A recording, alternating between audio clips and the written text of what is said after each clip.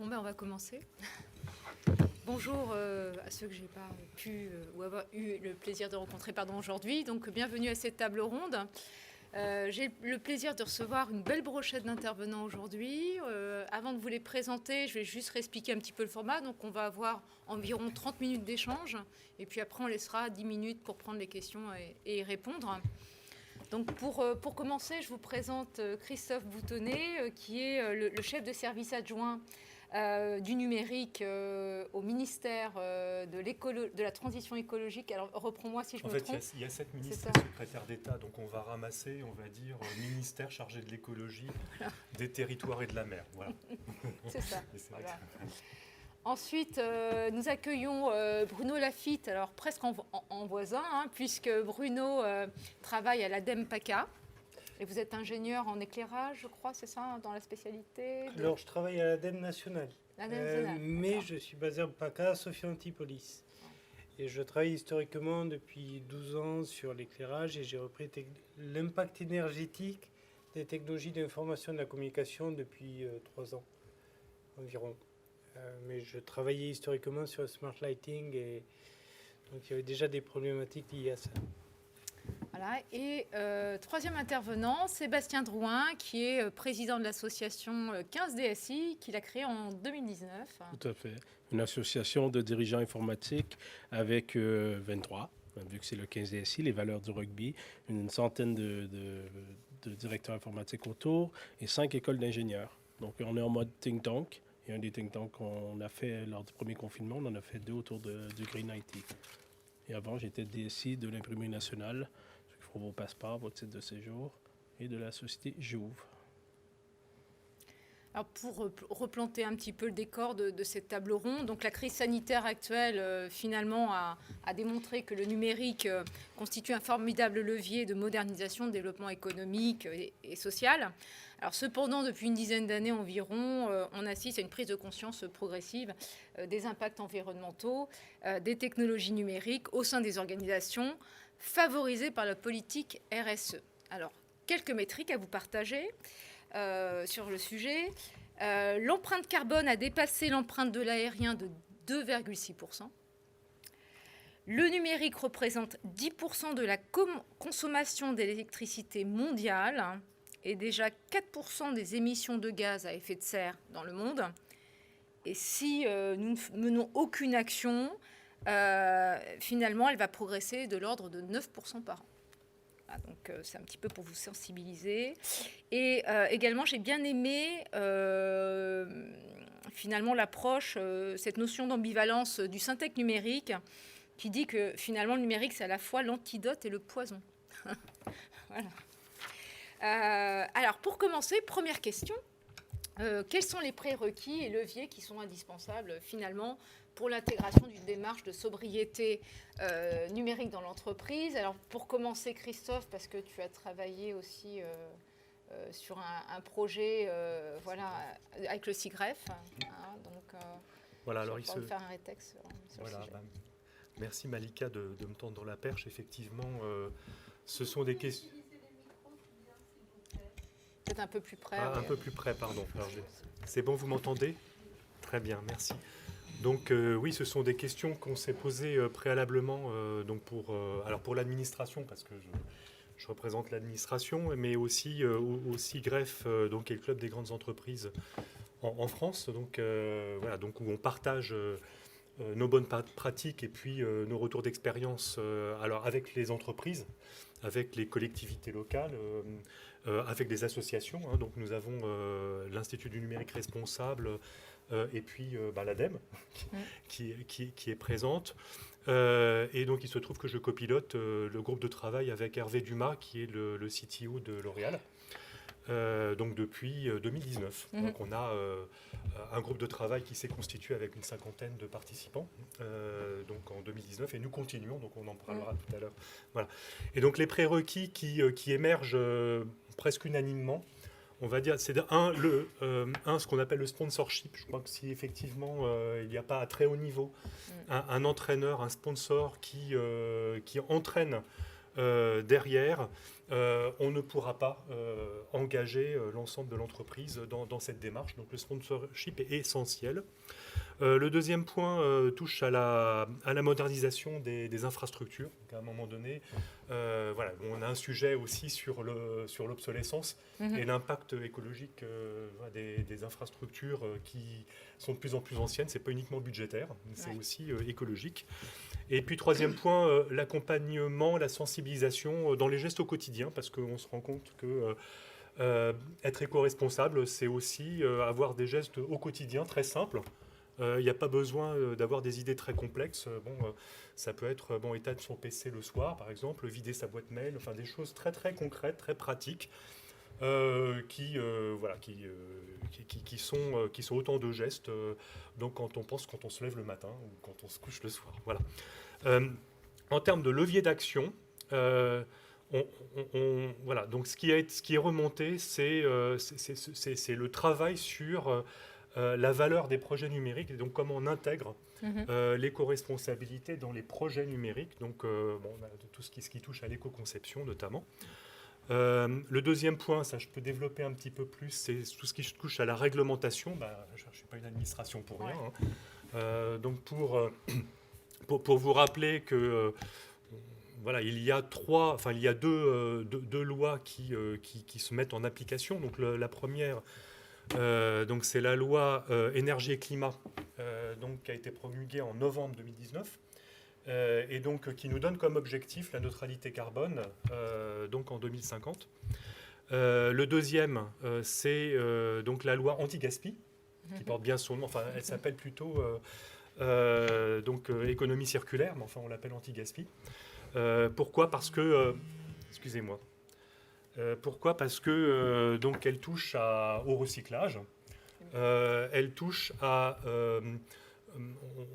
l'augmentation de la durée de vie, et donc également l'information des consommateurs. Donc, de la même manière, et donc il y aura une obligation, notamment pour les fournisseurs, pour les fournisseurs cloud notamment, de donner l'information sur leur empreinte, donc pour que l'on puisse acheter ou acheter des services de façon sage, la plus sage possible, la plus éco-responsable possible. J'allais dire que les GAFAM s'engagent dans un marketing écologique à horizon 2030.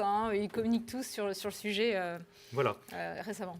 Exactement. Et puis, donc, pour votre information, donc, il y a une proposition de loi par le sénateur Chaise qui est en cours de discussion actuellement, qui donne un versant numérique en fait à la loi donc à la loi climat et résilience qui porte moins sur le numérique, donc ce qui touche d'ailleurs à la formation au plus près, donc notamment au niveau scolaire, mais aussi qui recommande la création d'un observatoire des impacts environnementaux, donc avec l'ADEME et puis l'ARCEP. Voilà.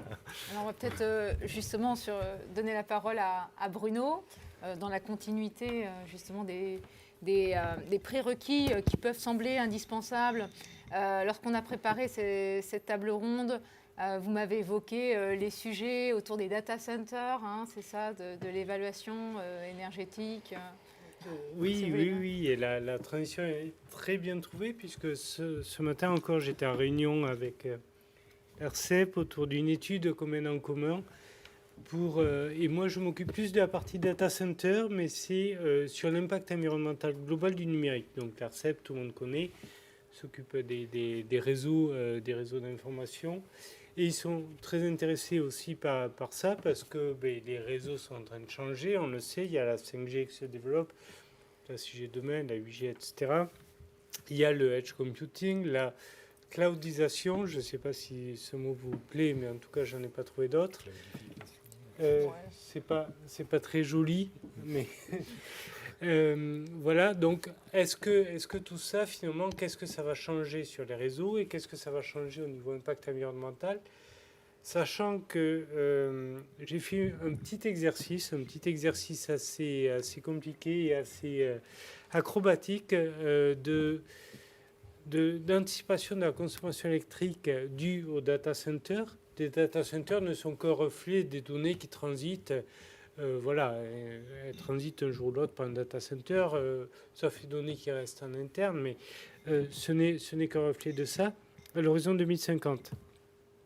Et mon collègue l'évoquait, en 2050, on se doit d'être neutre en carbone. Donc on a fait cet exercice prospectif au sein de l'ADEME, et l'ADEME touche beaucoup de secteurs, énormément de secteurs, et tous les secteurs baissent, puisqu'on doit être neutre en carbone en 2050. On a fait des prospectives et on montre des chemins possibles pour atteindre la neutralité carbone en 2050. Mais en 2050, les data centers, moi j'aurais montré une courbe inverse. J'aurais montré une courbe qui monte. De suite, je me suis attiré quelques foudres, j'avoue, parce que j'ai montré ça il y a plusieurs mois. Et mes collègues m'ont dit, mais attends, Bruno, t'es gentil, mais nous, on baisse, fais un petit effort. Oui, mais bon, moi, je ne suis que témoin d'une transition numérique qui veut qu'il y ait plus de données, qu'il y ait plus de consommation due au numérique. Mais par contre, ce que je leur dis, c'est pas forcément mauvais. Si ces données sont utilisées à bon escient, entre guillemets, pour atteindre une neutralité carbone, c'est bien. Mais simplement, toutes ne le sont pas, on le sait. Toutes ne le seront pas, ça on le sait aussi. Concernant l'engagement, alors il y a un engagement européen aussi qui a été signé par les grands à l'horizon 2030, être neutre en carbone. Neutre en carbone en mettant des panneaux photovoltaïques sur le toit, quoi. Donc ça veut dire en fait utiliser de l'électricité d'origine renouvelable. Voilà, il faut remettre les choses dans leur contexte. Donc c'est pas neutre en carbone. Ça réclame de l'énergie pour fabriquer des ressources, etc. Voilà. Donc, mais c'est déjà très bien. C'est déjà un bel effort. On a plein de projets actuellement pour le free cooling, pour je ne peux pas trop en parler, mais j'ai plein de projets très très intéressants avec différentes options pour le refroidissement. On a le PUE que vous connaissez, donc l'efficacité l'efficacité de l'IT sur la consommation globale, sur la consommation de l'IT qui est en train de baisser, voilà, c'est pour les data centers qui est en train de baisser. Donc on a plein d'indicateurs qui sont bien, qui sont au vert au niveau efficacité énergétique. Par contre, moi, ce qui me pose beaucoup de questions, c'est l'indicateur volume de données. Parce qu'on a beau être de plus en plus efficace, avoir des serveurs de plus en plus optimisés, n'empêche qu'on se rend compte que l'efficacité énergétique à elle seule ne suffira sans doute pas à compenser l'explosion du volume de données. Alors maintenant, là où on est bien mal de dire, c'est en 2050, mais sur ce volume de données, mettons qu'il soit 100, est-ce qu'il y en aura 75 qui sera utilisé pour des services éco-efficients, c'est-à-dire des services qui, en utilisant le numérique, sont moins impactants pour l'environnement, et 25 qui seront pour le divertissement, parce qu'il en faut quand même, évidemment. Donc, si le ratio est 75-25, peut-être que ça passera. Peut-être que pour l'environnement, ça sera jouable. Mais si le ratio est 50-50, voire l'inverse, et j'ai tendance à penser qu'on s'oriente plutôt vers ça naturellement, c'est-à-dire 75% de divertissement, 25% services éco-efficients, là on aura quelques problèmes à compenser tout ça avec l'efficacité énergétique. Donc ça, c'est des réflexions globales, je pense, qu'il faut avoir, mais on y reviendra peut-être. Mais l'information est exponentielle, parce que juste pour partager une métrique, j'avais lu que les entreprises génèrent 65 fois plus de données aujourd'hui qu'il y a 20 ans. Voilà. Et moi, je vais un peu plus loin aussi. Il y a cette notion aujourd'hui, on développe de plus en plus des plateformes, la digitalisation, donc plus de données, facile, c'est plus le même coût. Mais on a aussi de plus en plus de microservices, d'API, et on se rend compte que des microservices de déchets qu'on appelle, et ça commence à devenir exponentiel. Donc le développement qu'on fait agile, on prend un petit microservice, ainsi de suite, où on laisse le low-code à nos utilisateurs.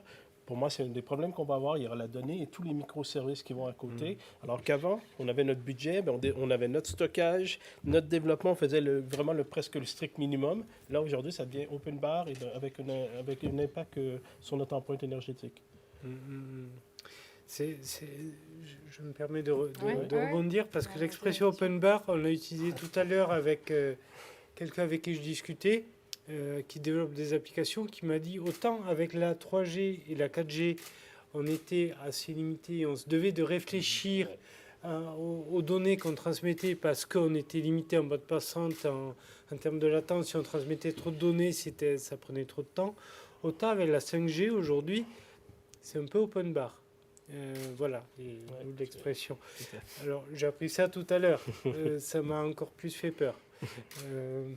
Est-ce que c'est peut-être... Je pense qu'on veut développer de plus en plus vite. Nos métiers nous le demandent, nos clients nous le demandent. Mais je pense que oui, il y a beaucoup de services qui restent à côté. On ne fait pas le ménage. On est vraiment dans la livraison. Et je pense qu'il y aura un impact sur ça. Et en plus, oui, la 5G va rajouter les microservices que les GAFA mettent à disposition pour développer. C'est impressionnant. Ça va à une vitesse exponentielle. Mais moi, je mets un petit mais sur notre empreinte carbone. Et d'ailleurs, sur les discussions sur la 5G, justement, il y a le sujet réglementaire. C'est-à-dire jusqu'où ça s'arrêtera. Donc, faut-il réglementer ? C'est l'objet de la discussion avec le Conseil national du numérique, justement, qui avait eu lieu pour alors la feuille de route gouvernementale, cette fois-ci, parce qu'il y a une feuille de route gouvernementale sur le sujet, et des discussions en cours actuellement avec les opérateurs pour placer le bon curseur et le curseur raisonnable. C'est ça que ça a pris du retard, par ailleurs. Oui. Très bien. Donc, le deuxième point qu'on souhaitait aborder, c'est finalement quelles sont les bonnes pratiques, les formations éventuelles à l'agenda bas carbone de l'entreprise, avec éventuellement une contribution aujourd'hui du RSE, parce que c'est vrai qu'il y a cette fonction qui a été créée dans l'entreprise pour prendre tous les sujets qui portent autour de l'environnement de travail, la sensibilisation sociétale, environnementale. Christophe, est-ce que tu as des choses à partager sur le sujet ? Oui, alors je ne vais pas parler du CIGREF. Voilà, je vais parler de l'interministériel, de notre project. expérience avec l'ensemble des ministères. Alors pour le CIGREF, effectivement, on avait réfléchi puisque le copilotage du groupe de travail s'est fait effectivement avec Hugues Ferbeuf, du CIGREF, du SHIS Project, pardon. Et donc, on en a déduit un référentiel de 100 bonnes pratiques à peu près sur 3 axes qui recoupe les bonnes pratiques que l'on avait identifiées en interministériel. Donc, on a un sujet qui tourne autour de la mesure. Alors, mesure, quand on dit mesure, c'est pas uniquement j'achète un thermomètre et je mesure. C'est aussi comment je bâtis un référentiel derrière pour que la mesure elle soit partagée. D'ailleurs, c'est tout le travail que l'on a en place et puis le travail que l'ADEME réalise actuellement. Donc, pour l'ensemble, d'ailleurs, pas que pour l'administration, pour aussi accompagner les entreprises également. Donc, la mesure est essentielle, c'est l'un des premiers points. Le deuxième point qu'on a identifié touche aux achats. Donc aux achats responsables, on a parlé des fournisseurs tout à l'heure. Ouais. Et donc, nous, on attend beaucoup les fournisseurs, pas uniquement les fournisseurs d'accès, mais aussi les fournisseurs qui nous accompagnent sur les services pour être un peu plus sobre numériquement.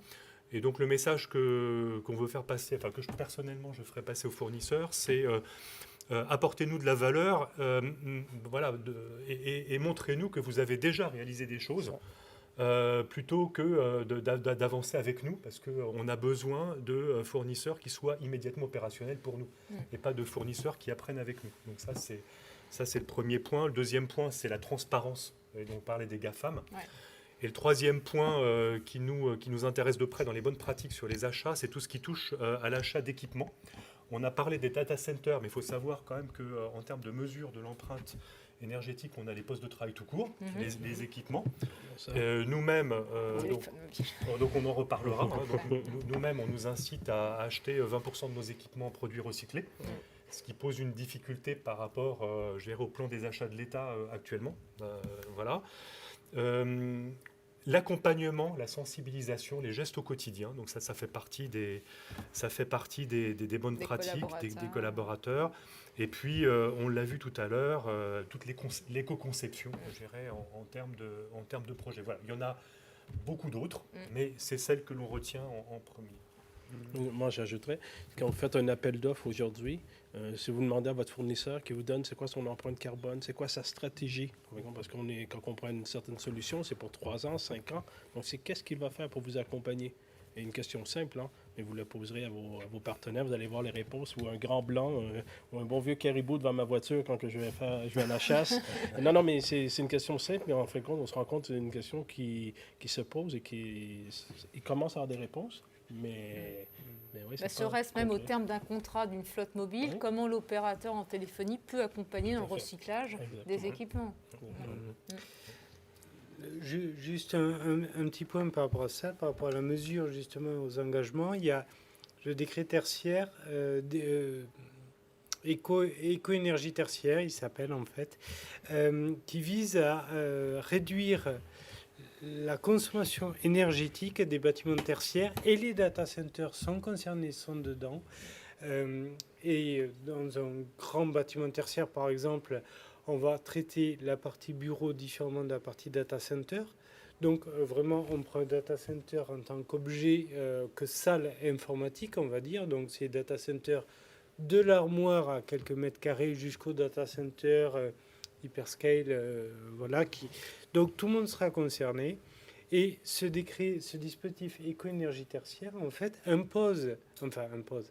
Oui, il est là pour accompagner dans une démarche vertueuse, mais en fait, il y a des obligations d'économie d'énergie à l'horizon 2030, 2040 et 2050, moins 40% de consommation énergétique d'électricité en kilowattheure par mètre carré par an de surface IT, on va dire.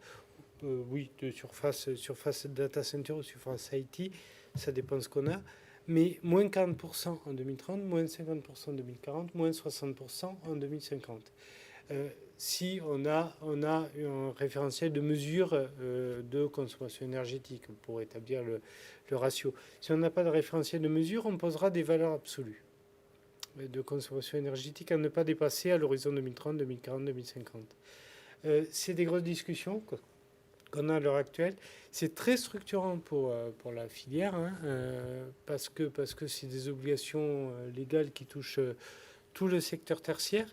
Donc là, justement, je viens d'avoir la réponse avec mes collègues qui travaillent au sein de votre ministère, puisqu'on travaille en collaboration. Il y a des grosses discussions à l'heure actuelle sur des petits coefficients, mais en gros, ça va sortir, ça va être applicable. Tout à l'heure, j'ai discuté avec quelqu'un de l'armée, je peux le rassurer, ça ne sera pas applicable au serveur de l'armée. Mais j'ai la confirmation aussi. Mais voilà, c'est quelque chose de très structurant pour la filière. Et ça impose aussi une mesure. Et certains acteurs m'ont fait remonter, mais nous, on ne sait pas combien on consomme. On ne sait pas combien de volume de données transitent. Et je trouvais ça extraordinaire. J'ai commencé à travailler là-dessus, mais vous ne savez pas combien vous consommez, quel est le volume de données que vous traitez. Voilà, mais comment vous dimensionnez vos infrastructures? On en met beaucoup, et puis voilà. Puis on attend, puis quand il n'y en aura pas assez, on en mettra encore beaucoup. Hein. Nous, lors du premier confinement, dans l'association du 15 DSI, on avait fait le think tank autour de ce sujet-là. On avait fait venir la fresque du climat. Donc, pour si loin, évidemment, il y a le data center, il y a toute notre infrastructure, ça va. Mais en fait, ce que j'avais trouvé intéressant, c'est qu'on avait élevé la discussion. Donc, oui, il y a une partie importante du numérique, mais il y a aussi tous les autres éléments. Et je pense que en tant que DSI, on peut porter ce sujet-là dans notre entreprise, dans notre entourage. Évidemment, on va revenir au data center, au matériel, au petit téléphone qui nous coûte beaucoup, hein, quand on le change tous les 2 ans. Mais je pense qu'on a un côté d'éducation. J'avais été consultant, j'ai vécu en Australie, j'étais sur les plateformes pétrolières et au siège, ils nous formaient beaucoup sur la sécurité. Puis je disais, mais pourquoi vous nous formez? Il dit, il faut que vous ayez les bons réflexes au siège, à la maison, parce que la journée, vous allez aller sur une plateforme pétrolière, vous faites un mauvais geste et derrière, c'est un gros souci. Je pense que c'est la même chose dans la partie énergétique, carbone. C'est de former, et le DSI devrait presque porter son bâton de pèlerin et peut-être commencer avec des éléments comme la fresque du climat. Là, on a une façon générale, puis après on descend, on dérange sur nos data centers, sur nos infrastructures, sur notre stratégie. Évidemment, avec le sponsoring, je pense, du COMEX. Sur le parc d'impression, l'économie en termes de consommation de papier, du fait d'avoir numérisé certains processus. Enfin, c'est tout ça qu'il faut valoriser aussi à l'interne. Ouais.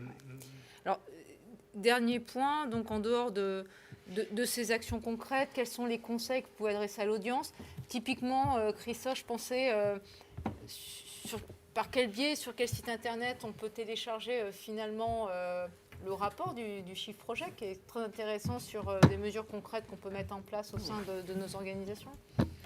Alors, il y a plusieurs sites internet, donc le rapport du Chiffre Project est disponible sur leur site, donc le site du Chiffre Project.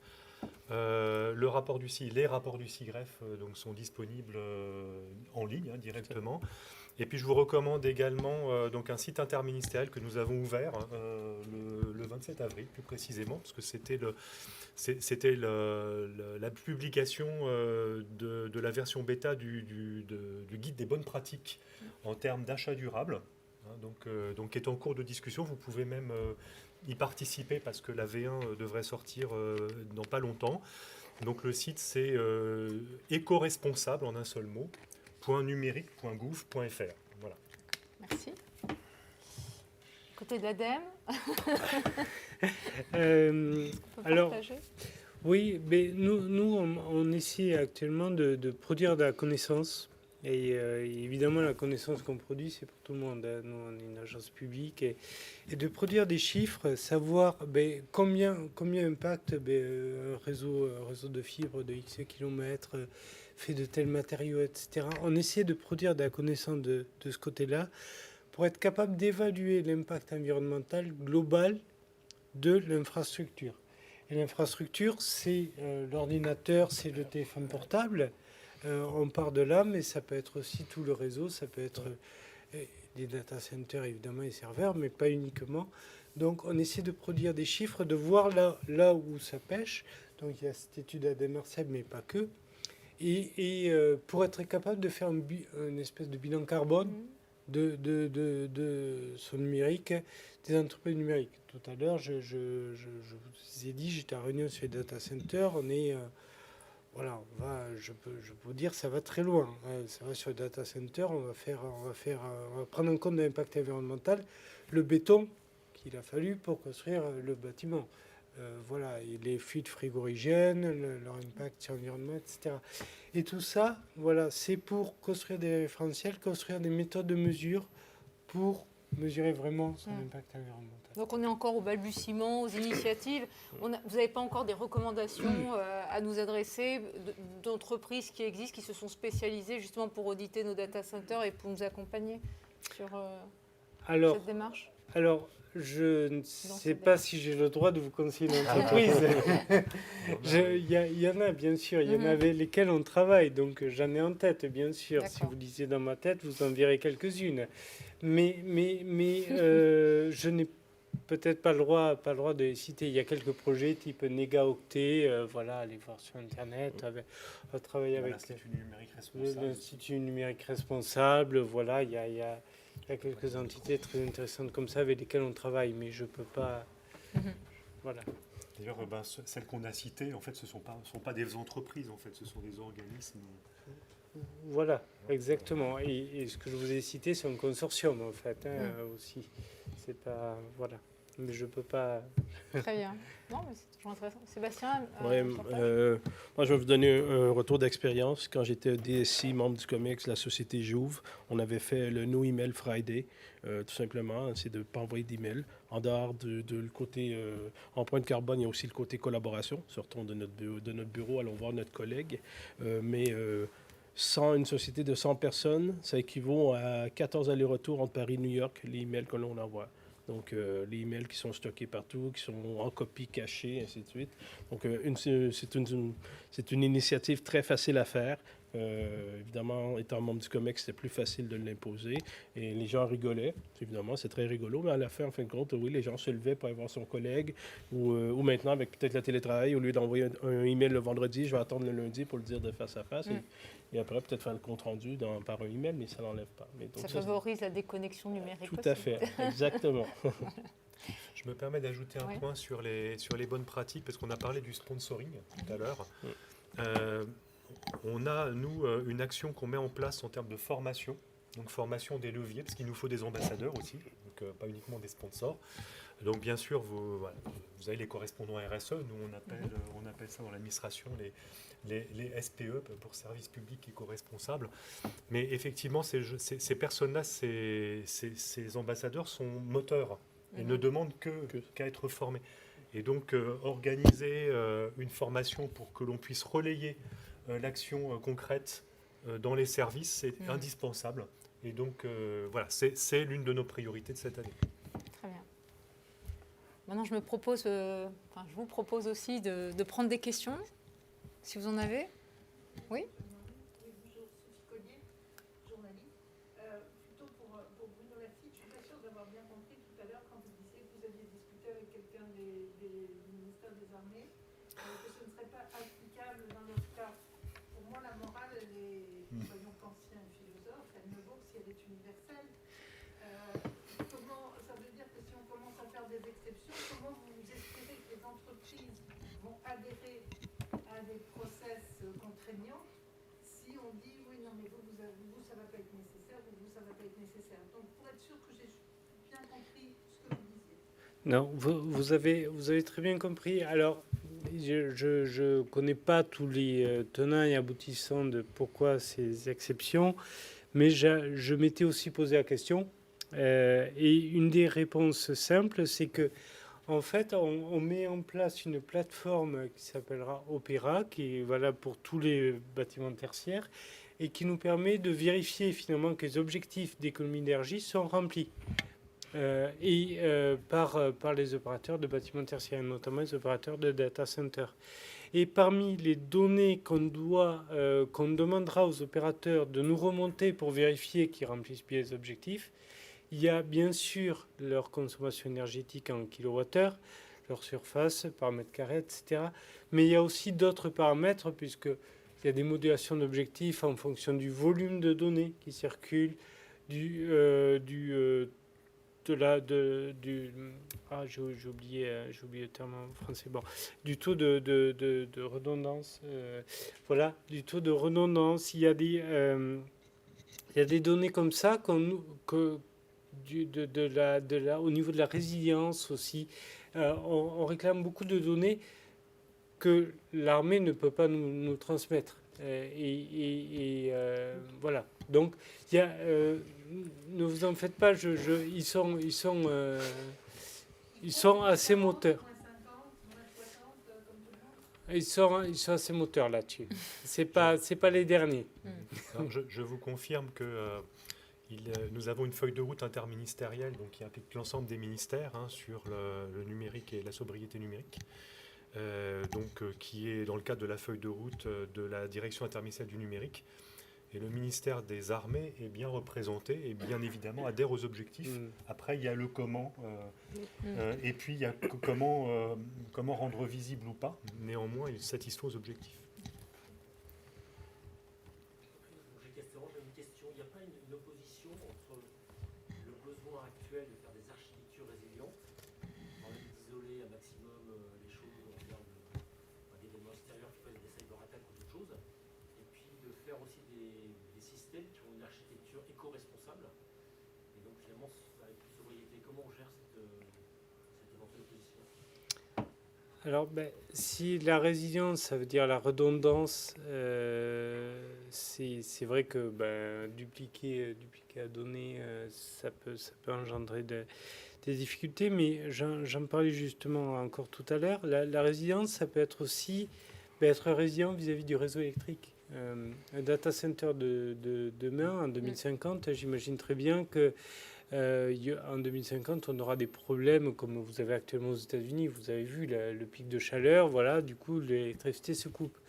Et elle ne se coupe pas uniquement pour la maison du voisin, elle se coupe aussi pour l'hôpital, pour le data center d'à côté, etc. Donc, il y a des batteries. Mais au bout d'un moment, il va bien falloir penser à la résilience, à l'autonomie en électricité, l'autonomie en alimentation en électricité, peut-être des data centers. Ça fait partie aussi de la résilience. Et ça va dans le bon sens.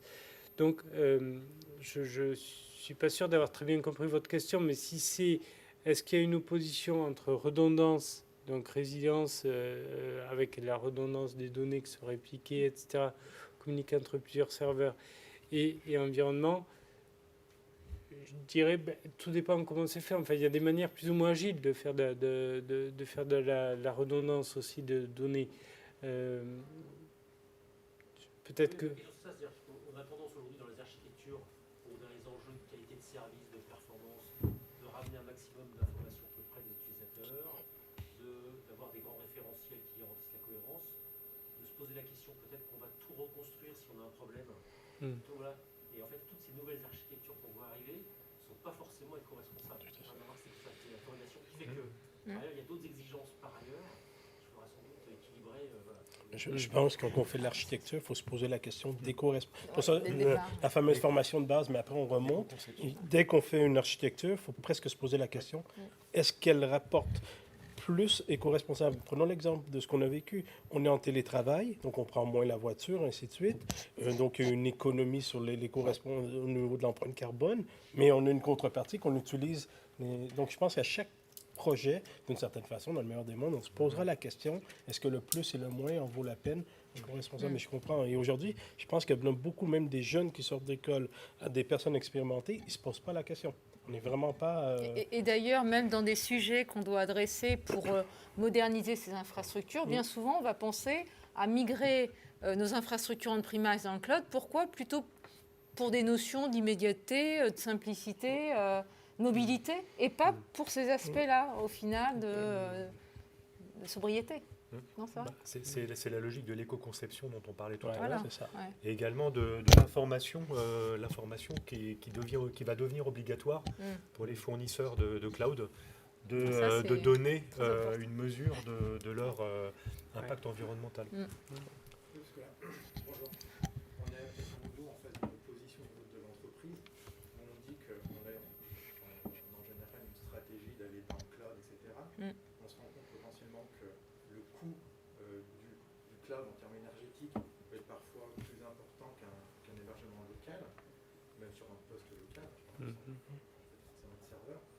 Et donc, l'opposition, c'est aussi peut-être de se dire, on met l'utilisateur, on dit à l'utilisateur, par exemple, vous parliez de supprimer ses mails, c'est important, mais qu'est-ce que ça représente en termes de, je vais parler de prix carbone, par rapport à, par exemple, à l'entreprise qui dit à l'utilisateur, donc quelque part, on lui dit, tu es responsable de ce qui se passe, on est tous responsables, mais l'entreprise, elle a peut-être beaucoup d'autres choses à faire, dont l'impact est beaucoup plus important sur la partie RSE. Je pense notamment, aujourd'hui, on crée beaucoup de SharePoint, etc. On a ouvert les vannes sur l'auto. En fait, tout le monde peut faire des SharePoint de partout, donc ça crée énormément d'impact sur cette partie-là. Donc je pense que le sponsoring est très important au niveau de l'entreprise, mais ces partenaires doivent être aussi en mesure de dire, voilà, l'entreprise, elle fait toutes ces actions, et par en décroissant, voilà ce qui est le plus impactant pour ce sujet qui est très important aujourd'hui. Donc ça, c'est le premier point. Et l'autre aussi, c'est on a entrevu à un moment donné le sujet des smartphones, enfin des devices, qui est un vrai sujet énorme dans les entreprises. Et concernant l'indice de réparabilité qui a été créé en France, je trouve que c'est une bonne approche, mais ça me laisse sur... Enfin, dans l'absolu, l'indice de réparabilité, c'est une bonne chose, mais c'est la capacité d'un smartphone à être réparable par un utilisateur. La disponibilité des pièces détachées, en fait. Pourtant, ça ne veut pas dire qu'un smartphone peut être réparable par une entreprise spécialisée. Donc, quelque part, on va surnoter, je vais parler par exemple du smartphone, qui est une bonne approche, parce qu'on peut aller chercher la batterie soi-même, aller chercher le capteur, bref, voilà. Par contre, le Fairphone, par exemple, je prends un exemple comme ça, mais c'est pas forcément lui, sa durée de possession, par exemple, donc on a la partie matérielle qui va être intéressante, parce qu'on peut le réparer pendant 5 ans, parce qu'il y a une disponibilité du matériel. Par contre, au niveau OS, mise à jour de l'OS, on peut s'arrêter très vite, par exemple 3 ans, et donc du coup le terminal va être changé pour des questions de sécurité, parce que l'OS va plus être sécurisé, donc on va l'estimer par l'entreprise qui sera plus sécurisée, etc. Et du coup l'indice de réparabilité, c'est un premier pas, mais peut-être qu'on va aussi intégrer la durée de possession du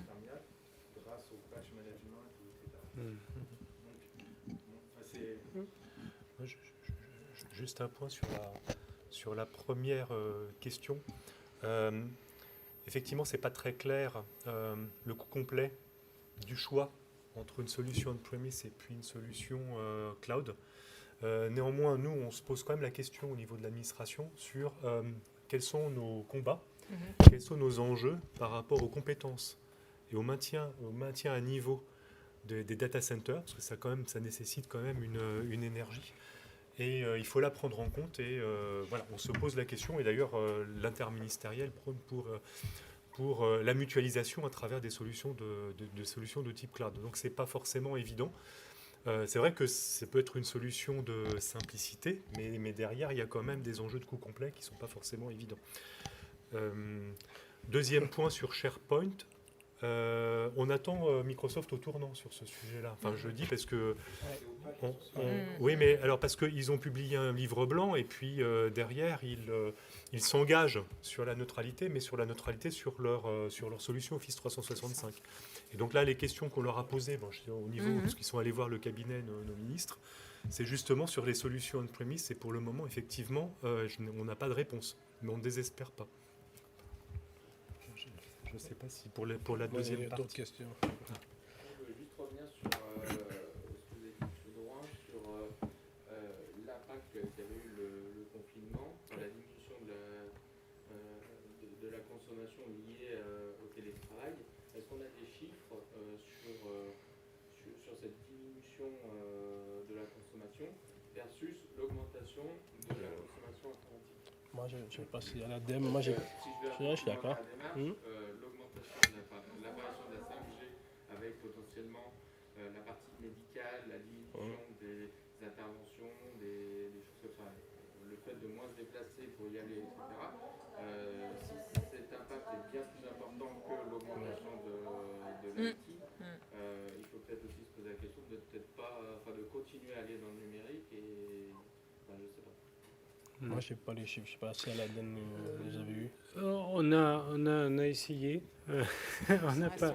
Mais le temps que ça se mette en place, voilà, le confinement a été fini, donc c'est des choses compliquées. Par contre, au début du confinement, je ne sais pas si vous vous souvenez, Thierry Breton, le commissaire européen, qui est français mais qui est commissaire européen, avait demandé aux acteurs Netflix et YouTube, je crois, c'était ça, de baisser leur qualité vidéo par défaut.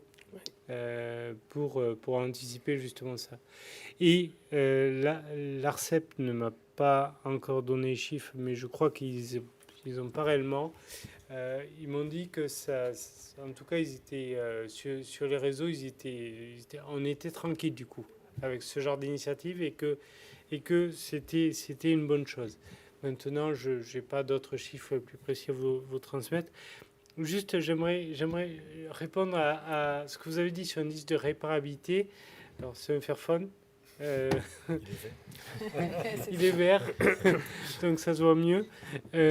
Oui, je suis d'accord. Moi, ça fait juste 2 ans que je l'ai, donc j'ai pas encore de problème. Voilà, mais j'ai des collègues qui l'ont depuis 7 ans.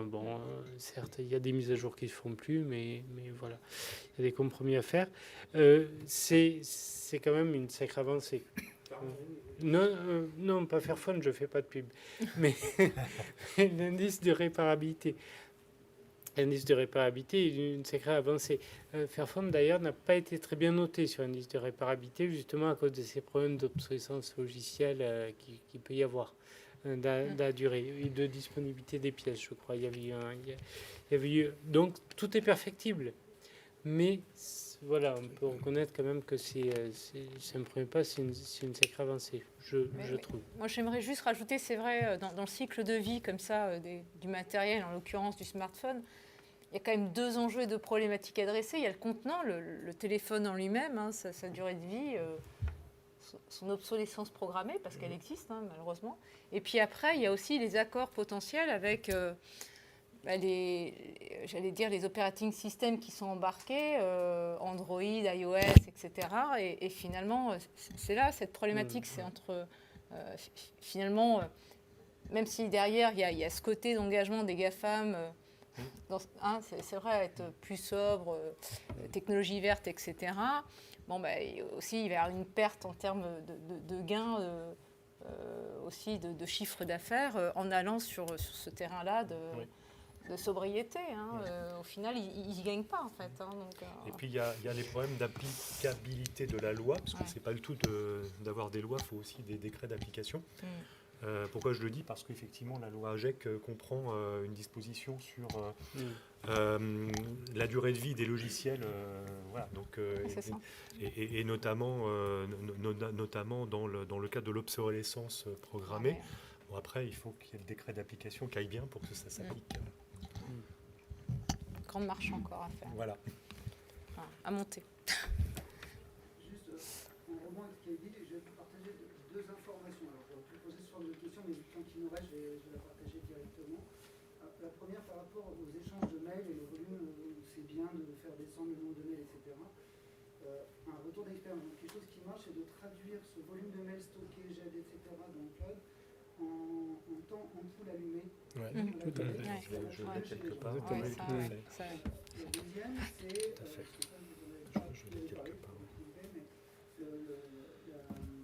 l'aspect Green IT, sobriété numérique, ça rejoint aussi c'est conforme au RGPD dans ce sens-là, où le RGPD va être aussi un levier d'aide à la sobriété numérique, puisque ça aide à définir des durées de vie d'un certain nombre de données. Donc on a tous tendance avec l'espace cloud à stocker comme les greniers sans même savoir à quoi ça va servir, de définir un peu mieux à quoi ça va servir, de définir des critères de à quel moment je peux m'en passer. Ça va aider aussi à cette sobriété numérique. Et selon les acteurs à qui vous adressez, ils vont être plus sensibles à cette espèce Green IT qui va permettre d'être conforme au RGPD. Et d'autres vont vouloir se conformer au RGPD et ça va atteindre le Green IT. Donc en fait, les deux sont liés. D'accord. Tout à fait. Juste un commentaire, parce que vous n'en avez pas parlé. Enfin, tu l'as un peu évoqué, Sébastien, mais c'est la responsabilisation des utilisateurs. Je pense que c'est vraiment important. Et alors, moi, je pourrais en parler dans un an, mais on travaille avec des startups nantaises pour estimer l'intégralité de notre patrimoine numérique. Et on fait ça de façon dynamique dans notre outil ITSM et CMDB. Donc du coup, vous parliez tout à l'heure de SharePoint par exemple, et l'idée c'est que quand les utilisateurs vont faire la demande, ils auront directement la vision de l'impact carbone que ça a. Et le premier retour d'expérience, je l'ai eu moi, donc je trouvais ça assez intéressant, c'est que j'imaginais pas, que je ne m'étais jamais posé la question. Et donc les équipements là, un écran, c'est le double de l'empreinte carbone d'un PC portable. Oui, tout à fait. Et du coup, ça réinterroge complètement la politique d'équipement. Exactement. On a eu dans le télétravail beaucoup de demandes d'avoir des doubles écrans, des écrans supplémentaires. Et en fait, on a largement réduit les investissements parce qu'on s'est rendu compte de ça et donc du coup, on sensibilise nos utilisateurs là-dessus. Voilà, et je trouve que c'est important aussi de pouvoir avoir cette démarche, ces démarches vertueuses, comme le Black Friday. No Email Friday. No Email Friday. Il y a aussi le Black Friday, c'est pas très vertueux. Non, celle-là, non. Alors, juste, on parlait d'ampoule, alors j'ai retrouvé ça vient de l'ADEME d'ailleurs. C'est moi qui défie d'ailleurs. Ben voilà. Donc je peux le citer? Oui. Donc effectivement, l'envoi d'un méga donc avec pièces jointes, donc correspond à la consommation d'une ampoule de 60 watts pendant 25 minutes. Donc,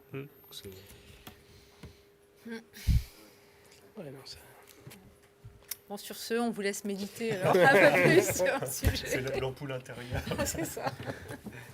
Merci. Merci. Merci beaucoup.